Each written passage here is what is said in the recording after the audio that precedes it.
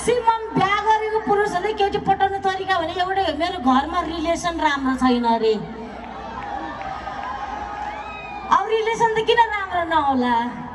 अब दिनभरि रिलेसन राम्रो नहुने त हो, रातको 10 बजेपछि त रिलेसन राम्रै हुन्छ र त छोराछोरी जन्मिन्छन्, हो कि नि हो? त्यसैले झुट बोल्छ जस्तो लाग्छ कि मलाई केटाहरू चाहिँ। भनेर त्यस्तै अब 20 वर्षदेखि लिएर 40-45 वर्षसम्मको केटाहरू चाहिँ झुट बोल्छ जस्तो लाग्छ मलाई।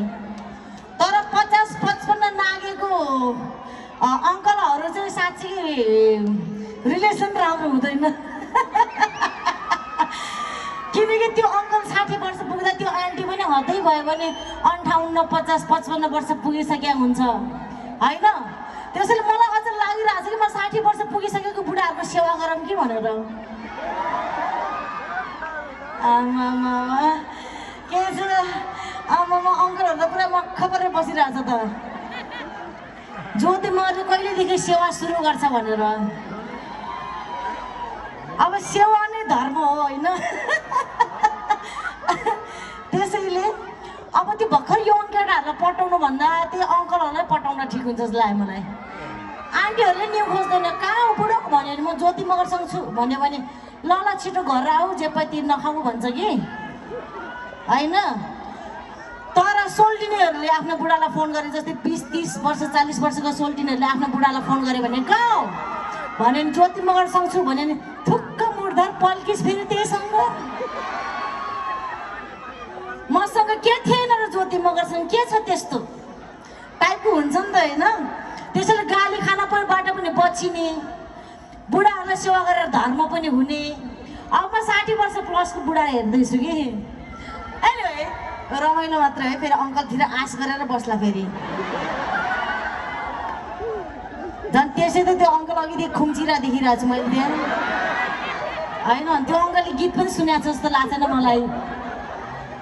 त्यो अङ्कलले त कति बेला स्कडल यताउता फर्किन्छ भनेर।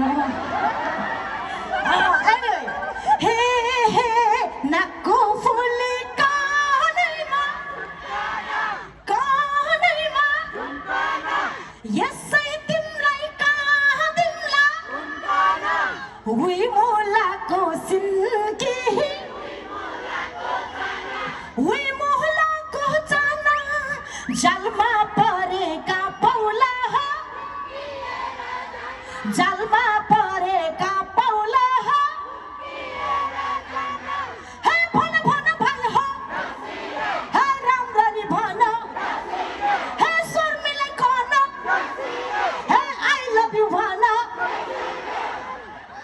के भन्ने के भन्ने हो। देउसीले त अरू केटीहरूले खेल्ने हो, हामी जस्तो हट एन्ड सेक्सीहरू त आई लभ यु खेल्नुपर्छ। ओके केटीहरू त घर गएर बुढासँग आई लभ यु खेल्ने, फेरि देउसीले खेल्ने होइन। ओके अब सबैजनाले अब आई लभ यु नै भन्ने ल, देउसीले कसैले नभन्ने हो के?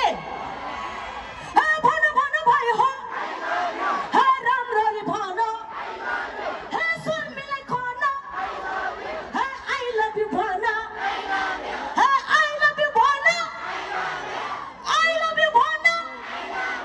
I love you too. Mwah, mwah, mwah, mwah.